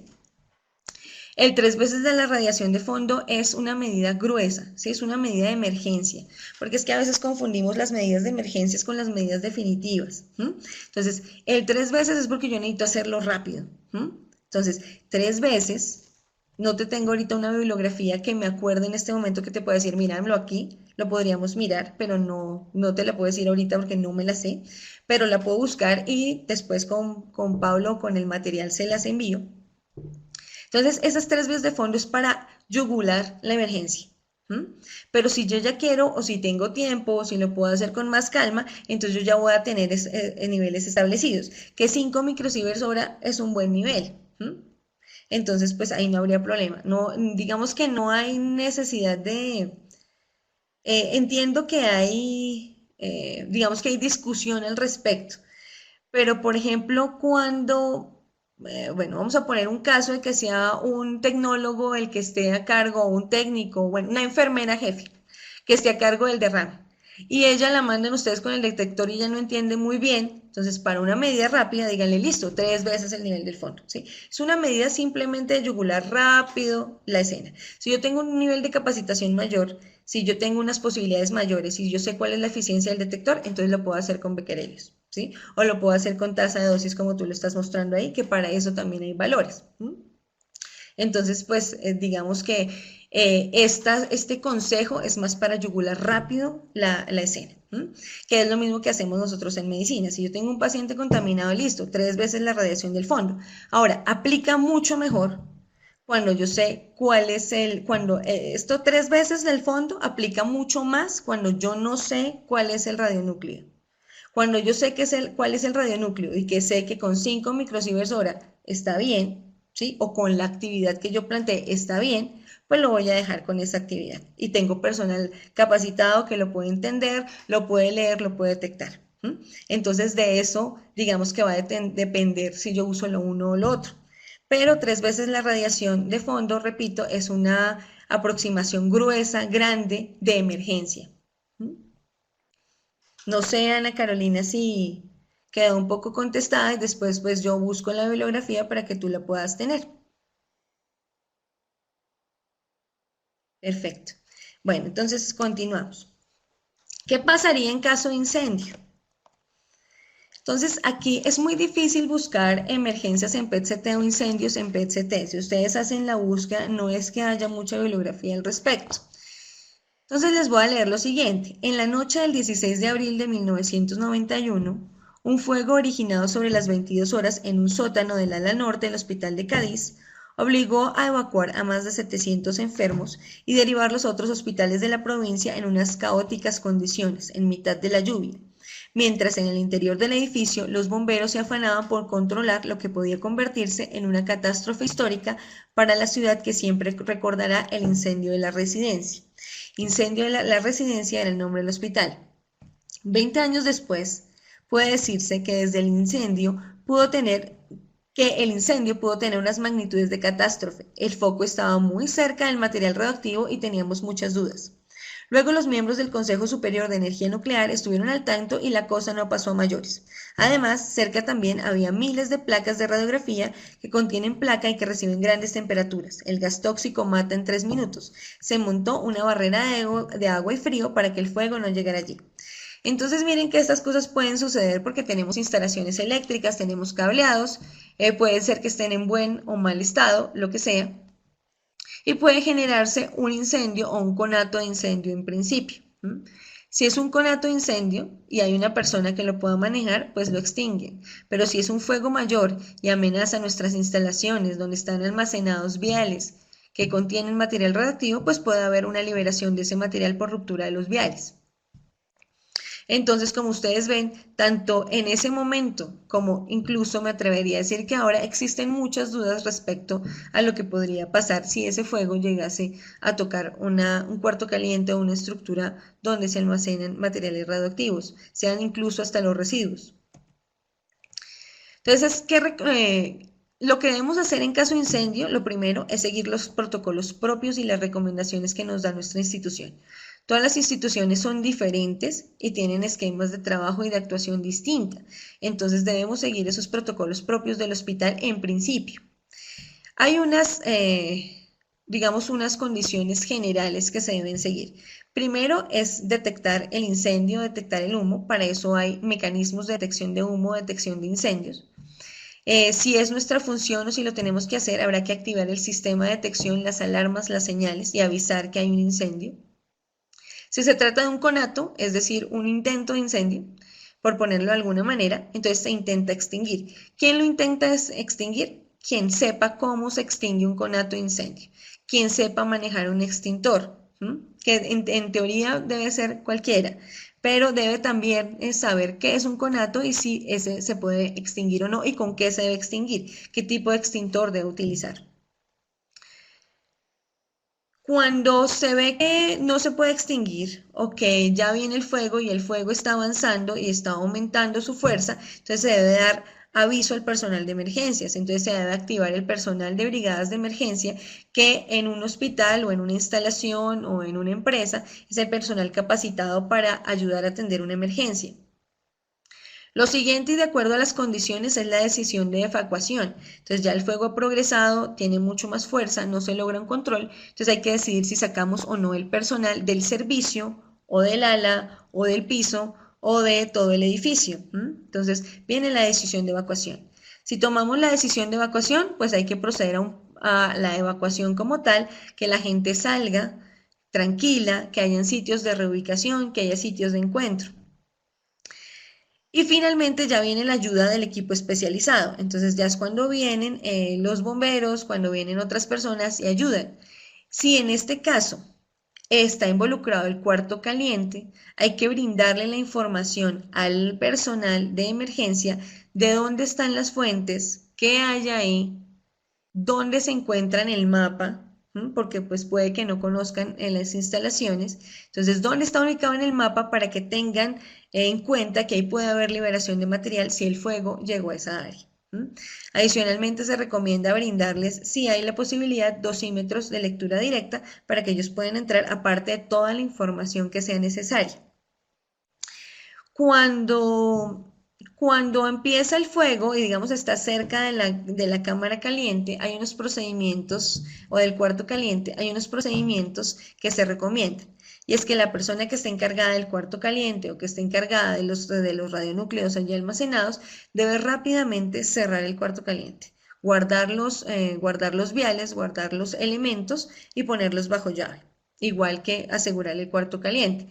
Esto suena raro, pero la idea es que para esto también se hagan simulacros. Listo, hay que cerrarlo de inmediato. ¿Qué hacemos? ¿Cómo vamos a actuar? ¿Cómo lo vamos a cerrar? ¿Cuánto nos demoramos cerrándolo? Porque la idea no es que si hay un incendio, entonces mientras se queda cerrándolo, entonces va a ser una víctima más. Esa no es la idea, pero la idea también es tratar de proteger el material lo más que se pueda a través de protocolos y de procedimientos establecidos con anterioridad. Cuando ya está el incendio o el evento, claramente se debe asegurar el lugar y no permitir la entrada de personal ajeno o personal que no tenga que ver con la respuesta de emergencias. Una vez pasa emergencia, una vez pasa el incendio, entonces viene la limpieza, la remoción de escombros y el almacenamiento de residuos. Si en un caso tal el incendio llegó hasta donde tenemos almacenados los radionúcleos o los radiofármacos, entonces habrá que mirar si hay alguna liberación o si algo se contaminó y establecer el grado de contaminación de esos materiales e informar a las autoridades. Entonces, la autoridad competente en sus países, en este caso el Servicio Geológico Colombiano en Colombia, entonces se le notificará cuáles fueron los daños, cuáles fueron los efectos, cuál fue el grado de contaminación y obviamente qué se va a hacer para gestionar esos residuos, esas estructuras que están contaminadas en caso de que eso sucediera. Y pues obviamente conocer nuestro gabinete contra incendios, los elementos contra incendios, saber quiénes son las personas que conocen el uso de esos elementos, que normalmente son brigadas de salud que existen en las empresas, en los hospitales, igual que cualquier otra empresa, y son las personas que van a ser los primeros respondientes en caso de una emergencia y que van a guiar lo que se hace.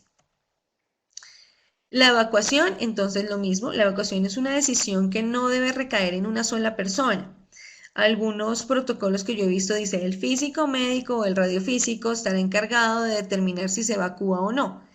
Esto está bien si ese físico médico o ese radiofísico tiene entrenamiento en emergencias. Si no, no está bien porque está haciendo una actividad para la cual no está capacitado y puede ser que tome una decisión de evacuación que sea equivocada. Y en este caso no podemos tomar decisiones de no evacuar o de evacuar equivocadamente, porque acuérdense que estamos en un ambiente hospitalario y evacuar pacientes o evacuar personas en un ambiente hospitalario es muy diferente a evacuar personas en un centro comercial o en un centro público o en una oficina. Aquí tenemos enfermos, personas en silla de ruedas, personas que no pueden caminar, personas que están graves. Entonces, ahí tiene que una persona que tenga el conocimiento determinar o no la evacuación y de qué se va a evacuar. ¿Se va a evacuar todo el edificio, solo el piso, solo el área?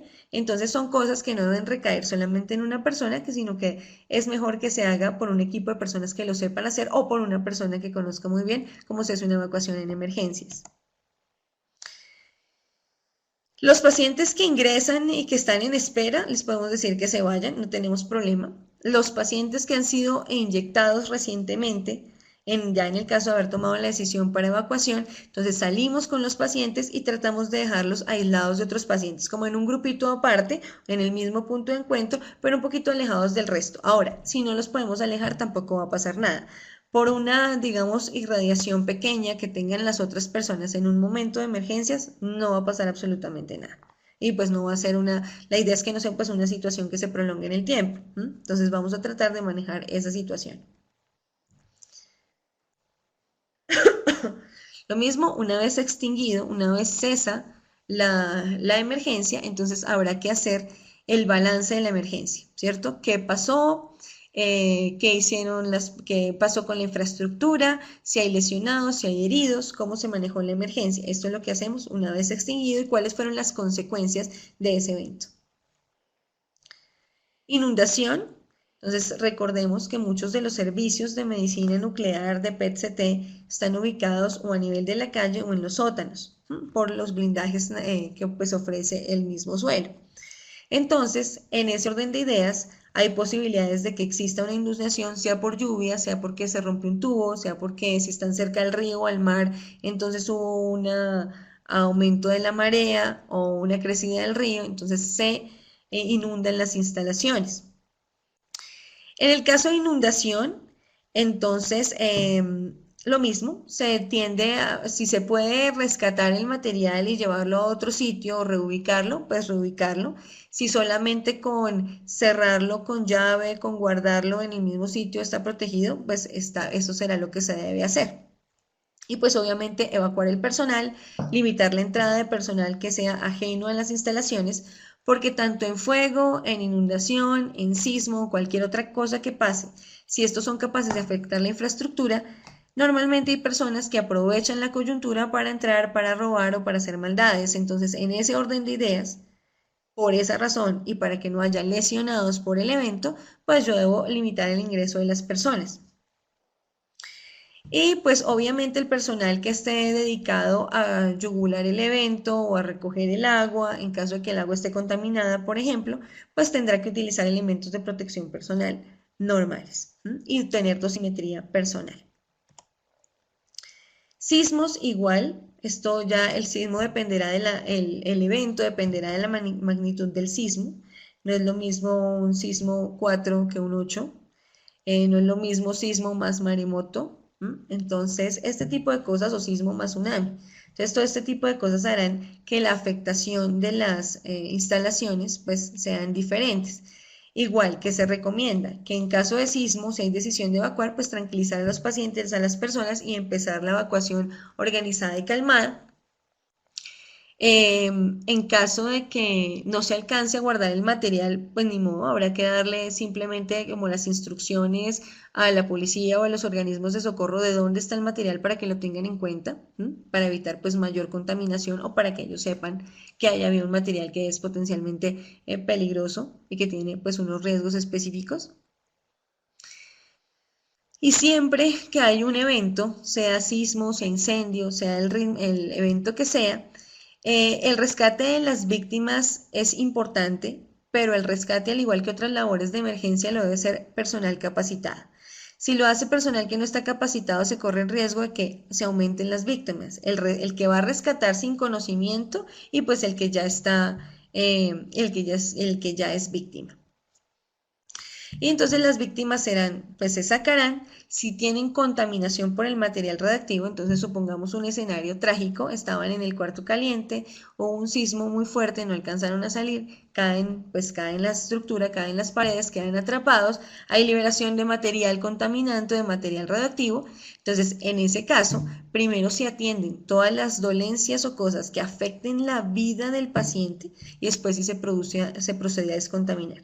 No se ha comprobado que ninguna contaminación que lleve un paciente sea capaz de matar a un médico, a una enfermera, a un equipo que lo está tratando. Por eso la prioridad es el paciente, atender las lesiones del paciente y luego sí la descontaminación. Vamos a ir un poquito más rápido porque quiero dar espacio para las preguntas. Entonces, otros eventos que pueden ocurrir son los atentados. Igual, un atentado puede ser una bomba, puede ser pues una explosión, puede ser un incendio. Entonces, en los atentados, digamos que la escena es una escena del crimen. Entonces, en el caso de atentados, primero, si hay una amenaza de atentado, lo primero que hay que hacer es avisar a al personal del hospital, al personal de seguridad y a las autoridades competentes para que determinen si la amenaza es verdadera o no. Y de acuerdo a lo que se llegue en conjunto, de decir si la amenaza es verdadera, pues se procederá a la evacuación. Y en esta evacuación, los servicios de medicina nuclear, de PET-CT, tendrán que cerrar con llave todos los elementos que puedan ser utilizados o que puedan ser robados o que puedan ser extraídos o que puedan, digamos, resultar siendo eliminados en el momento de un incidente, de un accidente. Bueno, de un accidente, no, de un atentado. Y lo mismo, se impedirá el acceso de cualquier persona que sea ajena al área, excepto el personal de emergencias que quiere ingresar o que debe ingresar o a desactivar una bomba o hacer alguna labor específica respecto a eso. Al igual que en los otros casos, se les dará la explicación de cuáles son los planos del hospital o los planos del área, dónde está el material radioactivo y eventualmente si creemos que ya hubo el atentado o lo que sea, que ya se liberó el material o que hay una posible contaminación, se les dotará de dosímetros de lectura directa preferiblemente. Bueno, otras de las cosas que pueden ocurrir son errores en la administración de los fármacos. Entonces, una de las cosas que nos dice el Organismo Internacional de Energía Atómica es que la administración de los fármacos, cuando se va a administrar un fármaco, debe verificarse el paciente y la patología, porque los errores más comunes en la administración del fármaco es que son nombres similares y se confunde la dosis entre los pacientes. Entonces, pues esto obviamente dependiendo de la dosis que se suministre, de la actividad y del fármaco, pues va a tener diferentes repercusiones sobre el paciente. Y nos dice, no hay que pensar que esos errores es imposible que sucedan y que somos tan perfectos que nunca nos va a suceder. Esa no es, digamos que no es la actitud primera. La actitud primera es saber que eso sucede, que le ha sucedido a varias personas en diferentes servicios y que lo que hay que hacer es estar atento de las actividades que se realizan para no cometer esos mismos errores. Robo de fuentes, entonces lo mismo, cuando hay un robo de fuentes, la persona que se da cuenta del robo deberá informar a las autoridades internamente dentro del hospital y hacer el seguimiento a la fuente. O si es un paquete que iba a llegar y no llegó, entonces hacer seguimiento con el transportista, con el emisor del paquete para saber dónde está o si es que se entregó equivocadamente en un servicio que no era. Una vez se hace esta investigación interna de dónde puede estar el material y se constata que el material no existe, no ha llegado, o que el transportista lo envió, pero algo sucedió por el camino, entonces se debe informar al servicio o a la autoridad regulatoria del país para que busque la fuente y hagan el debido seguimiento con policía o con otros entes gubernamentales que se consideren a cargo de ese tipo de eventos. Siempre debe haber un kit de derrame. Este kit de derrame, ¿qué debe tener? Entonces debe tener la ropa protectora, debe tener los guantes, debe tener las polainas o cubre calzado, debe tener elementos para descontaminar, entonces hablamos de las toallitas, el jabón, paños absorbentes. Pero ¿qué es lo más importante del kit de derrame? Que tenga esas condiciones básicas que muy probablemente muchos de ustedes conocen o que tenga sus elementos básicos. Pero más importante que tenga los elementos básicos es que la gente sepa cómo utilizar el kit. que sepan cómo colocarse los guantes, que sepan para qué es lo que hay en el kit. Entonces, ¿cómo se hace eso? Con simulacros. Si no hacen simulacros, pues es muy difícil que cuando tengan que utilizar el kit sepan qué es lo que hay que hacer. Entonces volvemos a la formación. Sabemos que tiene que haber un kit de derrame y sabemos más o menos cómo se limpia. Pero si no hacemos entrenamiento que se adquiere a través de los simulacros, pues va a ser muy difícil que nosotros podamos en el momento que lo necesitemos hacerlo de manera ágil y no enredarnos, porque de pronto aparecen cosas que no conocíamos, que no sabíamos que estaban en el kit, que entonces no sabemos qué hacer, pero será que primero le pongo las toallitas o primero me pongo los guantes o primero mido. Ese tipo de cosas son dudas que surgen en el momento de aplicar el kit. Entonces, para que la duda no nos surja cuando tenemos que limpiar el derrame, habrá que hacer simulacros previos a la utilización del derrame. Aquí tenemos pues algunas fotografías, pañitos, toallas absorbentes, guantes, gorros, gafas. En algunos derrames un poco más grandes se necesitará la utilización de vestidos, de trajes específicos que cubren, digamos, la totalidad de la piel y que lo mismo tendrán que saber cómo utilizar, pero esto se hace a través de los simulacros. Ahora, un derrame grande, vuelvo y repito, no es la mayor probabilidad en un servicio de PET-CT o en un servicio de medicina nuclear. Entonces aquí tenemos igual un derrame, que es un derrame pequeño, sin embargo esto es una capacitación que hicimos para aprenderse a colocar los uniformes, los guantes, aprender a limpiar el derrame. Entonces, por eso están vestidos. No es que para este derrame tan pequeño se necesite pues toda esta parafernalia, simplemente demostrativo. También tendremos que, en algunos casos, aislar las áreas, cubrirlas para evitar contaminación y para hacer labores de monitorización de las personas. Siempre recordar tiempo, distancia, blindaje. Eso nos va a ayudar en cualquiera de estas emergencias. El proceso de descontaminación, entonces una vez que hemos yugulado la escena o que ha habido un derrame o que ha habido una liberación del material por algún medio, y si hay contaminación, pues procedemos a hacer la descontaminación. La descontaminación puede ser de personas, superficies, objetos. Recordar que la descontaminación de superficies y objetos es diferente a la descontaminación de las personas. Antes se decía o a veces se dice que utilizar agentes químicos en las personas. Esto no es cierto. Los agentes químicos o los alcoholes se pueden utilizar en las superficies objetos. En las personas con retirar la ropa y lavar el área de una manera adecuada, igual con un entrenamiento adecuado, es suficiente con agua y con jabón. Entonces, pues nunca confundir eso y no utilizar elementos químicos o sustancias que puedan hacerle daño a la piel de la persona. Igual también se habla del uso de cepillos o escobillones. Los cepillos están muy bien para limpiar las uñas, por debajo de las uñas en caso que haya contaminación. Pero para limpiar la piel con gasas o con material muy suave, lo mismo, agua y jabón es suficiente con unas técnicas pues específicas para hacer esa descontaminación. Cuando se utilizan cepillos para descontaminar la piel, es posible que se hagan lesiones o heridas en la piel y pues eso permita la entrada de otros contaminantes. Entonces, por eso no se recomienda el uso de este tipo de elementos ni químicos, ni sustancias abrasivas o elementos abrasivos en la piel de las personas. En las superficies, en los objetos, es una situación distinta. Entonces, la descontaminación de los elementos, pues se debe hacer lo más rápido posible, lo mismo con agua, con jabón, con pañitos húmedos, con alcohol, todo depende pues del material que tenga, del tipo de elemento, para poderlo limpiar.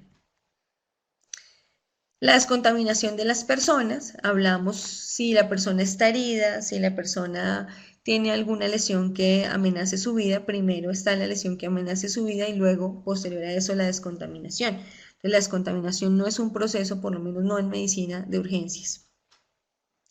La medición debe ser sistemática.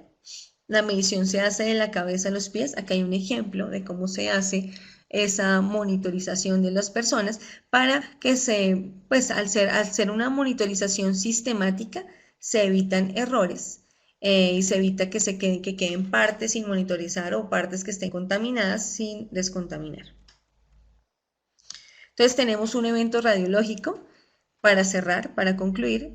donde yo tengo que garantizar la seguridad de los primeros respondientes, la seguridad de las labores de emergencia y obviamente la seguridad de todas las personas que trabajan en esa institución. Debo evitar la contaminación o la exposición, o debo evitar la contaminación de áreas diferentes al área donde se da el suceso. Y yo tengo tres posibilidades. O no estoy contaminado ni expuesto, o estoy expuesto y contaminado, o solo estoy expuesto. Entonces, de acuerdo a lo que haya pasado, las acciones serán distintas. Entonces, en unas habrá contaminación, en otras simplemente valoración y seguimiento, en otras será pues mirar el dosímetro y así de acuerdo a lo que yo tenga. Cuando sucede la muerte de un paciente en un servicio de medicina nuclear, entonces se aconseja realizar el levantamiento del cadáver, ¿cierto? O la autopsia después del fallecimiento, a no ser que el paciente tenga un radionúcleo que me indique que yo tengo que esperar cierto tiempo para hacerle una autopsia o para movilizarlo. Entonces, pues esto dependerá de qué se le aplicó, hace cuánto se le aplicó, y para poder definir si el paciente ya se le puede entregar a los familiares o no. Bueno, finalmente, pues yo les quería dar aquí unas, digamos, como unas recomendaciones de cuál es el papel del físico médico durante las emergencias. Entonces, durante, ante y posterior a las emergencias, ¿qué hace ese físico médico? ¿Qué hace ese radiofísico? Ese físico médico, ese radiofísico participa en el diseño y la construcción de los planes de emergencia. Planifica en la asesoría de cuáles son las dosis, de cuáles son las cosas cuáles son las actividades, cuáles son los radiofármacos que se utilizan en el servicio, cómo se miden, con qué se miden. Participa ayudando en la descontaminación, participa ayudando en la monitorización de las víctimas, de las instalaciones y de las personas que puedan intervenir en yugular la emergencia. Y es un aliado muy importante en la recolección de los datos, contactar los expertos del hospital, aislar áreas, dar, digamos, recomendaciones respecto a las dosis o respecto al material del que se está manipulando. Hacer las mediciones de los residuos, de los pacientes, de las víctimas, de las personas contaminadas. En todo eso nos puede ayudar el físico médico. Obviamente todo esto responde a un entrenamiento específico que se hace en labores de emergencia y en situaciones de emergencia, ¿sí? No es algo, como les decía, que tampoco es ni letra muerta ni todo está escrito, pero es, digamos que es lo que hay, es lo que podemos hacer. Entonces, pues abro la sesión de preguntas para que por favor pregunten lo que quieran saber para tener estos 10 minuticos, 15 minuticos para responderles sus inquietudes.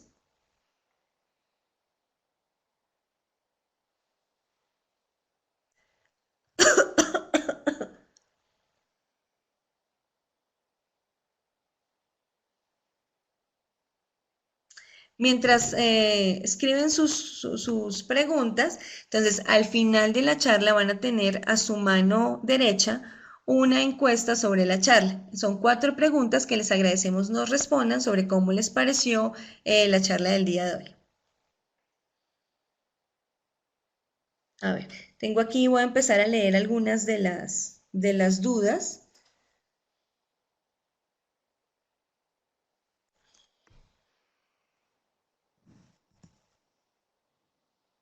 Bueno, no sé si te entiendo muy bien la pregunta.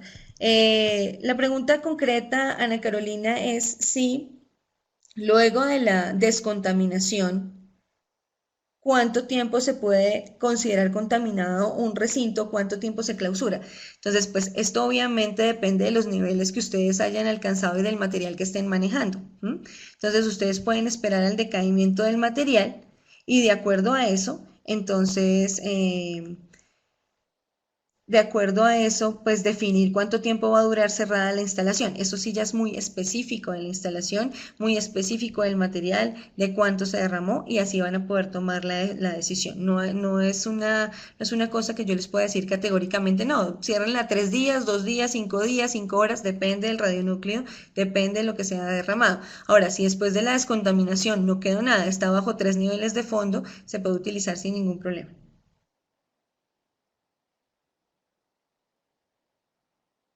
Bueno, la tasa de dosis de salida de los pacientes, entonces volvemos, eso es un tema muy específico de lo que ustedes hagan en su práctica pues hospitalaria, el tipo de radionúclido, los niveles los establecen a través de protocolos, la salida de los pacientes me imagino que hace referencia a los pacientes que ya son inyectados, entonces pues depende, eso depende de los protocolos que ustedes tengan, depende de la vida media del radionúclido que utilicen, pero eso ya es, digamos, la parte clínica de atención del paciente.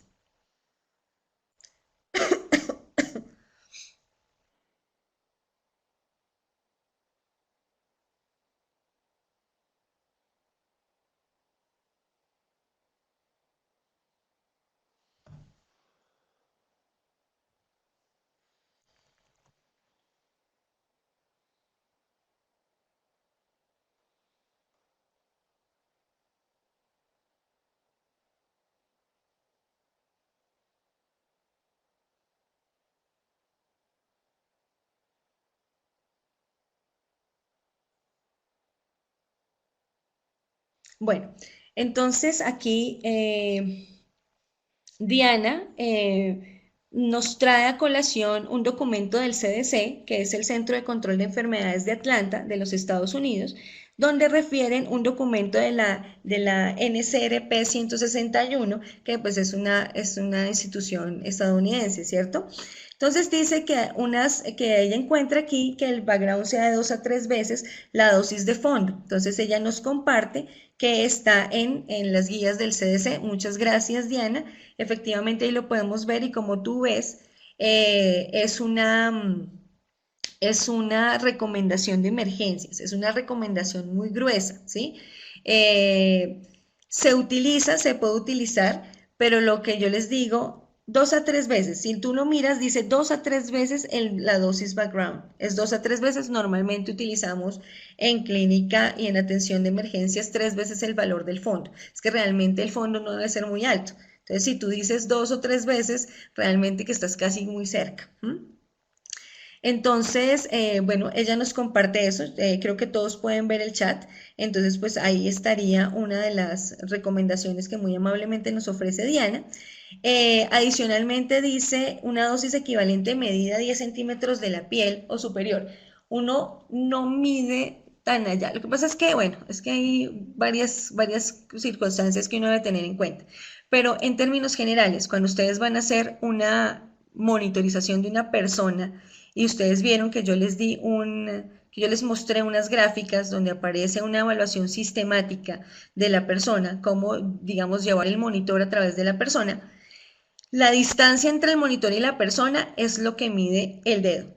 ¿Sí? Más o menos son 3 centímetros, 4 centímetros. A esa distancia es que yo voy a hacer la monitorización personal. 10 centímetros ya es bastante. Uno normalmente no lo hace de centímetros porque pues puede perder alguna contaminación pequeña. Y realmente uno, digamos, en tratamiento del paciente desde el punto de vista de las emergencias, uno no quiere perder esas contaminaciones, sino es contaminar bien al paciente. Ahora, si está muy contaminado, pues a 10 centímetros lo vas a medir, lo vas a encontrar. Pero la idea es que la medición sea aproximadamente esta distancia. ¿Sí? El pancake, digamos, si yo hago una medición personal, tiene que estar más o menos esta distancia, 2, 3 centímetros. No debe tocar al paciente porque se puede contaminar, pero tampoco debe estar muy lejos porque podemos subestimar algún tipo de contaminación. ¿No? Pero pues nuevamente te agradezco, Diana, por la, por la, por el dato y porque nos compartiste esa bibliografía. Bueno, nuevamente aquí, no sé si hay alguna otra pregunta y no se les olvide responder la encuesta. Tiene 4 preguntas, entonces pues esas encuestas nos van a ayudar para mejorar y para ofrecerles a ustedes pues unas mejores charlas.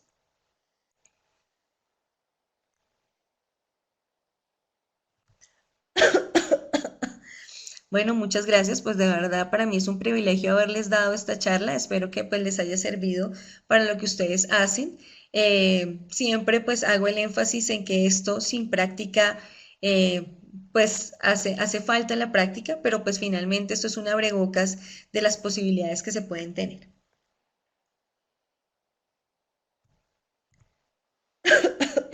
Muchas gracias Natalia, muchas gracias Bader, es con mucho cariño que lo hago para ustedes y pues fruto de unos cuantos años de estudio.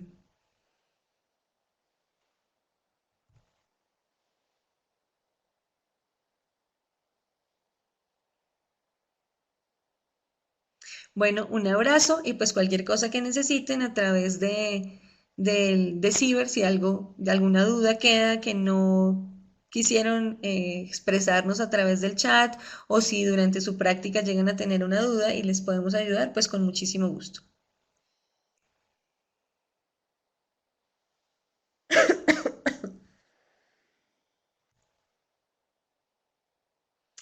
Al correo de cada uno de ustedes se les va a enviar el certificado de asistencia a la charla. Entonces, pues muchas gracias por su asistencia, muchas gracias por haber prestado atención y estar compartiendo su conocimiento y compartiendo este espacio con nosotros. Muchas gracias a todos por participar. Entonces, que tengan un feliz día, una feliz noche y que descansen.